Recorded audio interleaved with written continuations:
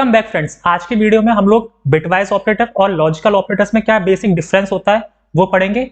और यार आज का जो वीडियो है ना, वो अभी तक हम लोगों ने बिटवाइज की जितनी भी नॉलेज गेन की है उसका एक तरह से कंक्लूजन वीडियो भी होगा। ठीक है, तो आइए पहले थ्योरेटिकली समझ लेते हैं कि बिटवाइज ऑपरेटर और लॉजिकल ऑपरेटर में क्या डिफरेंस है, इसके बाद इसका प्रोग्राम भी लिख लेंगे। वैसे अगर आप में से किसी को लगता है कि मैं थ्योरेटिकली ज्यादा पढ़ाता हूँ, प्रोग्राम थोड़ा कम लिखाता हूँ, तो यार जो प्रोग्राम लिखने की जो बात होती है ना, कोड लिखने की जो बात होती है, ये हमेशा लास्ट स्टेप होना चाहिए। कोड लिखना कभी भी फर्स्ट स्टेप नहीं होता है। अगर आपको कोडिंग अच्छे से सीखनी है तो पहले पेन पेपर पे अपना आइडिया लिख के देखो, पेन पेपर पे अपना कोड लिख के देखो।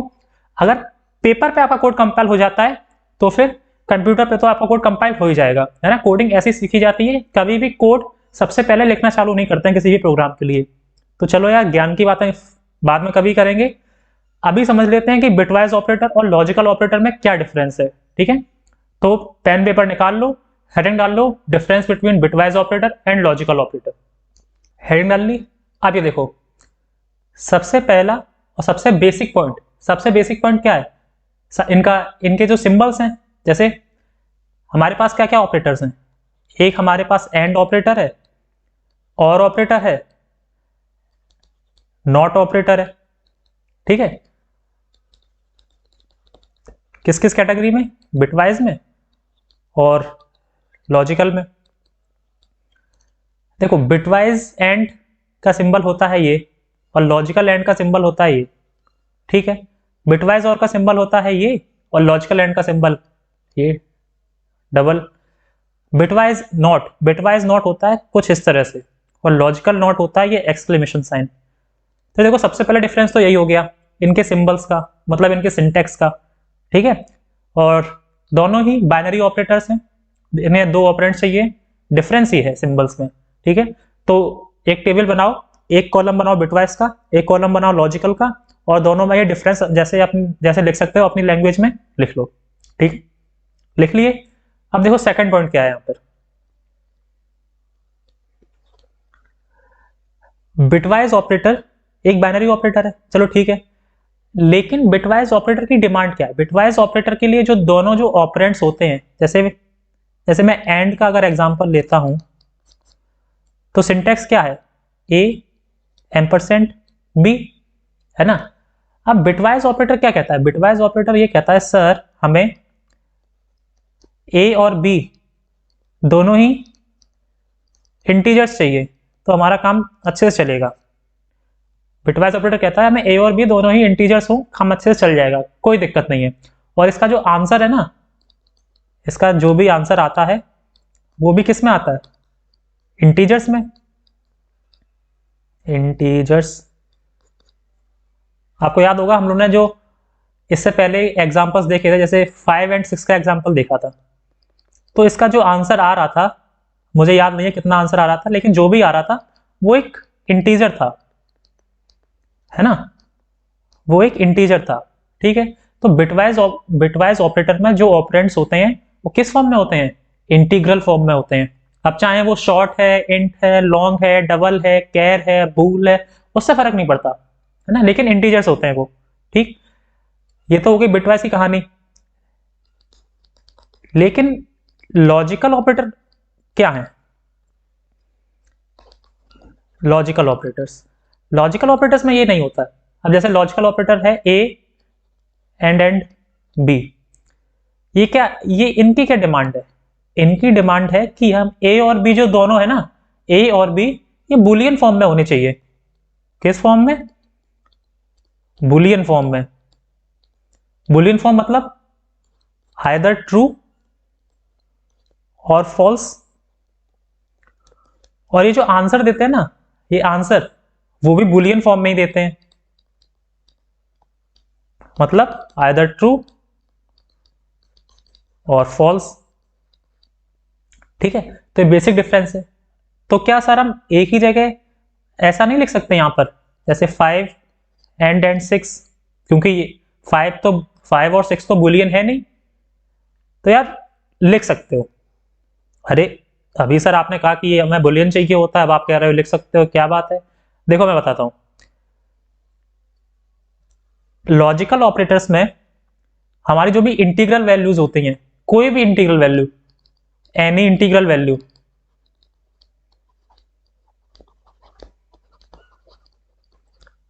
एक्सेप्ट जीरो, यार ये जीरो, हाँ, except zero is considered as true, है ना। कोई भी इंटीग्रल वैल्यू हम ले, जीरो के अलावा कोई भी इंटीग्रल वैल्यू ले लो, वो ट्रू मानी जाएगी। और जो जीरो है, इसे ट्रीट किया जाएगा एज फॉल्स। ठीक है, तो ये 5 है, ये ट्रू है, ये 6 है, ये भी ट्रू है। आंसर क्या आएगा? आंसर लेकिन बुलियन ही आएगा। आंसर में ऐसा कुछ नहीं हो सकता। लॉजिकल ऑपरेटर्स का आंसर हमेशा या तो ट्रू होगा या फॉल्स होगा, बुलियन फॉर्म में होगा। तो ठीक है, सेकेंड डिफरेंस ये है।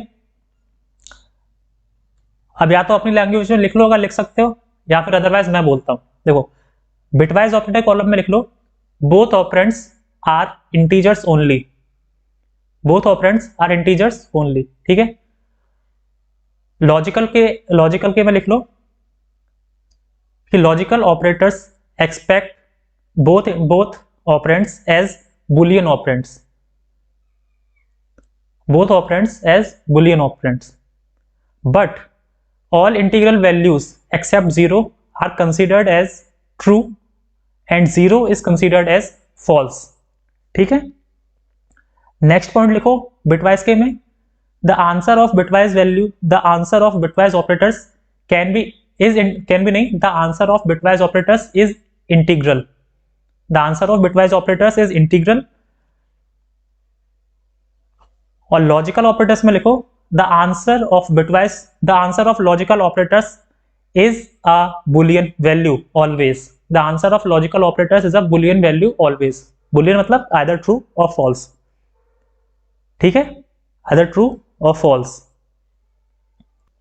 अच्छा, नेक्स्ट पॉइंट, फोर्थ पॉइंट क्या है? देखो, फोर्थ पॉइंट ऐसा जनरल पॉइंट है। मैंने बताया था कि जो बिटवाइज ऑपरेटर्स होते हैं ना, वो किसी भी ऑपरेटर से हमेशा फास्ट होते हैं। अब फास्ट क्यों होते हैं? क्योंकि जो बिटवाइज ऑपरेटर हैं वो डायरेक्टली बिट्स पे काम कर रहे होते हैं, इन्हें कन्वर्जन में जो समय लगता है ना, वो समय नहीं लगाना होता है। ठीक है, इसीलिए जो बिटवाइज ऑपरेटर्स हैं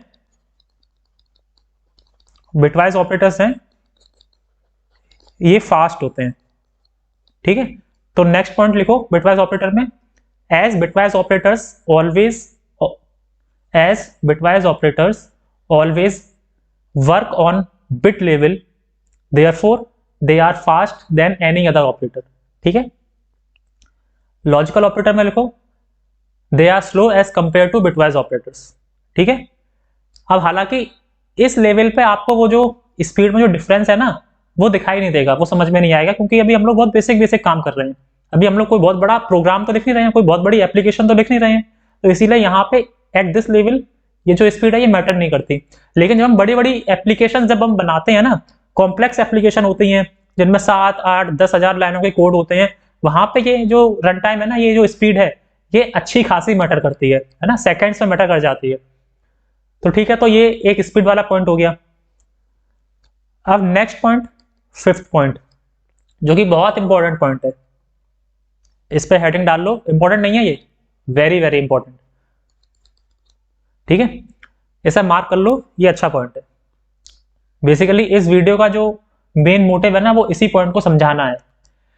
चलो ध्यान से सुनना। लॉजिकल ऑपरेटर जब हम पढ़ रहे थे,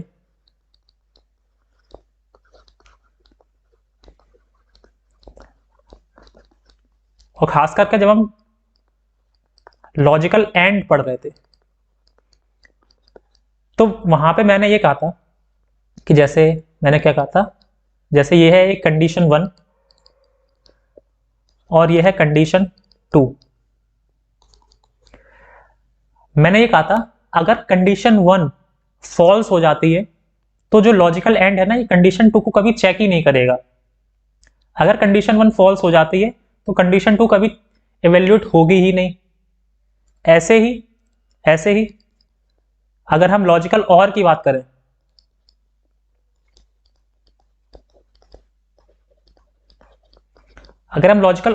करें, तो अगर कंडीशन 1, जैसे यहां पे कंडीशन 1 अगर फॉल्स होती तो कंडीशन 2 कभी चेक ही नहीं होती। और लॉजिकल और में अगर कंडीशन 1 ट्रू हो जाती तो कंडीशन 2 कभी चेक नहीं होती, है ना। मान लो यहां पे मैंने लिख दिया 5 is greater than 6 and plus plus plus plus a plus plus a, और मान लो ए में वैल्यू है अभी 7। तो अब क्योंकि पहली कंडीशन फॉल्स है, पहली कंडीशन तो फॉल्स है क्योंकि 5 ग्रेटर नहीं होता है 6 से, तो सेकंड कंडीशन का भी आएगी ही नहीं, इवेल्युएट ही नहीं होगी। तो ए की वैल्यू हमेशा 7 ही रहेगी, ए की वैल्यू यहाँ पर 8 नहीं होने वाली कभी, समझे, ए की वैल्यू 8 नहीं होने वाली। ऐसे यहाँ पे कंडीशन 2 देखो, अब कंडीशन 2 में अगर हम यहाँ पे ये लिख देते हैं, जैसे पहले ही वाला एग्जांपल लेते हैं 5 इज लेस देन 6 और प्लस प्लस ए, यहां पर भी वही है क्योंकि पहली कंडीशन है ट्रू, पहली कंडीशन है ट्रू तो ओवरऑल आंसर तो ट्रू आ जाएगा, लेकिन सेकंड कंडीशन कभी इवैल्यूएट नहीं होगी। अब सेकंड कंडीशन कभी इवैल्यूएट नहीं होगी तो ए की वैल्यू भी इंक्रीमेंट नहीं होगी। तो ये बात समझ में आ गई। लॉजिकल ऑपरेटर्स में खास करके एंड और ऑपरेटर में अगर पहली कंडीशन पे जो हमारा ओवरऑल आंसर डिपेंड कर जाता है तो सेकंड कंडीशन कभी इवैल्यूएट नहीं होती, लेकिन बिटवाइज के केस में ऐसा नहीं है। बिटवाइज ऑपरेटर ये कहता है कि भाई मैं तो दोनों कंडीशन चेक करूंगा क्योंकि मुझे फर्क नहीं पड़ता कि तुम्हारा फाइनल लॉजिकल आंसर क्या आ रहा है, मुझे दोनों कंडीशन इवैल्यूएट करनी है, उसके बाद जो फाइनल आंसर आएगा मैं उसे बना के दूंगा, ठीक है। जैसे अगर हम बिटवाइज में ये लिखते हैं बिटवाइज एंड, अब अगर हम वहां बिटवाइज एंड में हम लिखते हैं जैसे 5 greater than 6 ampersand plus plus a, तो यार यहां पे दोनों कंडीशन चेक होंगी, ठीक है। अब जो भी इनका आंसर आए वो मुझे नहीं पता, लेकिन यहां पे दोनों कंडीशन चेक होंगी, ठीक है। तो बस यही नेक्स्ट पॉइंट था जो कि सबसे जरूरी पॉइंट है बिटवाइज में और लॉजिकल में। नेक्स्ट पॉइंट लिखो, बिटवाइज में डालो in bitwise operators both conditions are evaluate whether the case, मतलब कुछ कैसे लिखो यार, कुछ भी अपनी लैंग्वेज में लिख लो। In bitwise operators both conditions are always checked, है ना, it is independent on both conditions, ठीक है। लेकिन लॉजिकल ऑपरेटर्स में ऐसा नहीं है। In case of logical and operators if first condition is false then second condition is never evaluated, ठीक है। And in logical or operator if first condition is true then second condition is never evaluated, ठीक है। तो ये एक नया difference हो गया। तो हमने सारे डिफरेंस देख लिए। अब इसी चीज को ना एक बार प्रोग्राम से देख लेते हैं कि प्रोग्राम, जब हम प्रोग्राम लिखेंगे तब वहां पे एक बार देख लेते हैं कि यहाँ पे क्या इफेक्ट पड़ता है, जिससे आपको थोड़ा अच्छा समझ में आ जाए, ठीक। चलो, तो आ गए हम लोग अपने VS कोड में। अब नई फाइल बना लेते हैं एक, ये है लेक्चर नंबर 14। देन हम लोग पढ़ रहे हैं बिटवाइज एंड बिटवाइज वर्सेस कर लेते हैं, बिटवाइज वर्सेस लॉजिकल डॉट जावा, ठीक है। मेन मेथड, अभी देखो पहला केस हम लोगों ने क्या पढ़ा था, पहला केस तो ये सिंपल सा था कि यहाँ पे ये एंड होता है सिंबल का, तो इसका प्रोग्राम लिखने का कोई लॉजिक बनता नहीं है। हाँ, इसका लिख के देखते हैं, ये देखो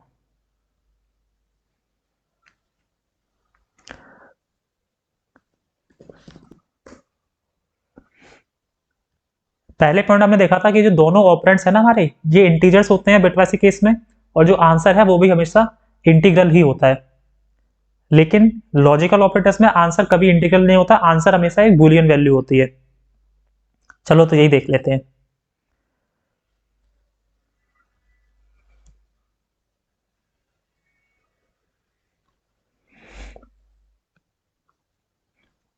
तो ये देखो, मैं बिटवाइज का केस पहले लेता हूं, जैसे 5 एंड 6, ठीक है, ये है बिटवाइज का। और दूसरा अगर इसी को हम लॉजिकल में लिखेंगे, लॉजिकल ऑपरेटर्स में, तो वहां पे बस 2 बार साइन आ जाएंगे,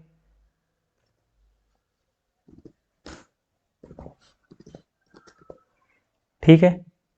रन करते हैं प्रोग्राम। तो वैसे आपने देखा यहाँ पे एक एरर आ गई। अब ये एरर क्यों आई, ये देखो, सबसे पढ़ो ये एरर में क्या बोल रहा है। Bad operand types for binary operator, फिर बाइनरी ऑपरेटर का साइन है, और यहाँ पे लिखा है कि इस लाइन में एरर आई है, और ये बोल रहा है कि first type int second type int. देखो फर्स्ट टाइप इंट और सेकंड टाइप इंट का मतलब क्या है, मतलब ये फर्स्ट ऑपरेटर जो है ये इंटीजर टाइप का है, सेकंड ऑपरेंड जो है ये भी इंटीजर टाइप का है। यहाँ पे ये इसी वजह से दिक्कत आ रही है। देखो यही मैं बताना चाह रहा था सेकंड वाले तुम्हारे पॉइंट में, कि जो लॉजिकल ऑपरेटर्स है ना, ये एक्सपेक्ट ये करते हैं कि हमारे जो दोनों ऑपरेंड्स हैं इनकी जो वैल्यू है ये बुलियन वैल्यू हो। अब लेकिन तुम लोग कहोगे कि सर आपने तो लिखाया था ये जो इंटीजर्स हैं ये एज ट्रू यहाँ पर कंसीडर्ड हो जाएंगे। हाँ यार वो लाइन अभी भी ठीक है कि एज अ ट्रू यहाँ पे कंसीडर्ड होंगे, लेकिन जावा में जो लॉजिकल ऑपरेटर्स होते हैं ना ये उस चीज को सपोर्ट नहीं करते। अगर तुम सी में सी प्लस में ये बात कहोगे तो यहाँ पे ये सपोर्ट कर देंगे, इनका आंसर आ जाएगा, वहां पे एरर नहीं आएगी। लेकिन यहाँ पे ये चीज सपोर्ट नहीं हो रही है, जावा में ये चीज सपोर्ट नहीं होती है, यहाँ पर एरर आएगी। तो तुम्हें यहाँ पर कंडीशंस देनी पड़ेंगी लॉजिकल एंड ऑपरेटर के दोनों साइड। कंडीशंस ही क्यों देनी पड़ेंगी, देखो क्योंकि कंडीशन ही ऐसी चीज होती है जो या तो ट्रू में प्रोसेस होगी या फिर फॉल्स में प्रोसेस होगी। ठीक है, तो यहाँ पर कंडीशंस होगी, कंडीशंस का आंसर हमेशा बुलियन आता है, इसीलिए जो ऑपरेंड्स होने चाहिए यहाँ पे वो बुलियन होने चाहिए, तो ये एरर हट जाएगी। वो कैसा बना है, वो हम यहाँ पे कुछ भी कंडीशन दे सकते हैं। जैसे पहली कंडीशन मान लो दे देते हैं हम 5 > 6, और दूसरी कंडीशन हम दे देते हैं क्या देते हैं, दूसरी कंडीशन हम देते हैं 7 > 5। ठीक है, अब ये इवैल्यूएट हो जाएगा। देखो पहले का आंसर आया इंटीग्रल, बिटवाइज ऑपरेटर का आंसर हमेशा इंटीग्रल आते हैं। तो देखो पहले का तो इंटीग्रल आ गया 4, दूसरे का फॉल्स हो गया। कैसे फॉल्स हुआ, देखो 5 > 6 फॉल्स है, कंडीशन फॉल्स हो गई।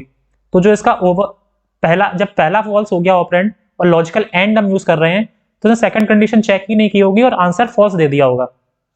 ठीक है, अब सेकंड कंडीशन इसने चेक नहीं किया, ये मैं कैसे पता चलेगा। देखो यार आपने ध्यान दिया यहाँ पे यहाँ पे नीचे ये अंडरलाइन होके आ रही है, ये वीएस कोड का फीचर है, ये कोई प्रोग्राम में कुछ नहीं लिखा हम लोगों ने। अब अंडरलाइन करके क्यों आ रही है, देखो यहाँ पे लिखा है डेड कोड।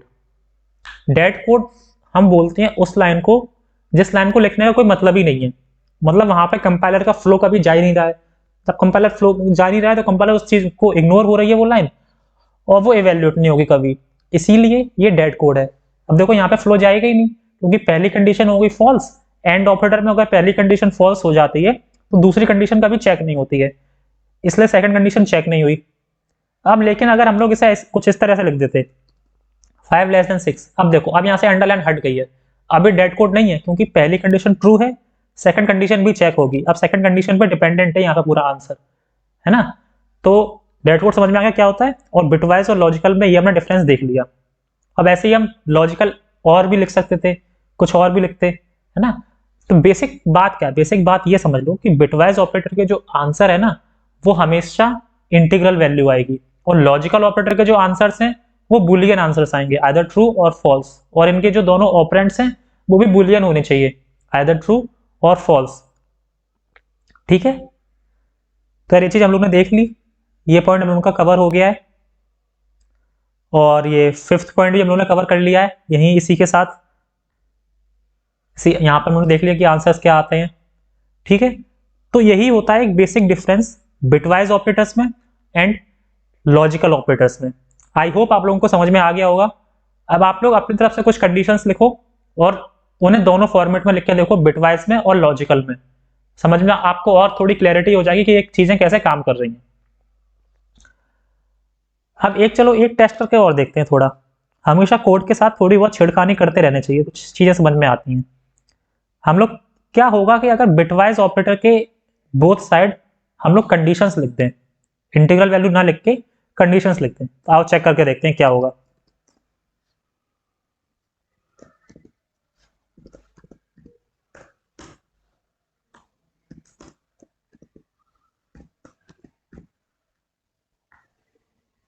इन दोनों लाइन को कमेंट आउट कर देते हैं, देखते हैं इसका आंसर क्या आएगा। ओह, इसका आंसर फॉल्स आया, इसका आंसर फॉल्स आया। अच्छा, 5 is less than 6, 5 less than 6 है, ठीक है। 7 लेस देन 6 है, 7 लेस देन 6 है, मुझे नहीं पता, शायद नहीं होता होगा। तो दूसरी कंडीशन तो यहाँ पे फॉल्स है, लेकिन पहली कंडीशन जो है वो ट्रू है, तो ट्रू एंड फॉल्स, फॉल्स आ गया।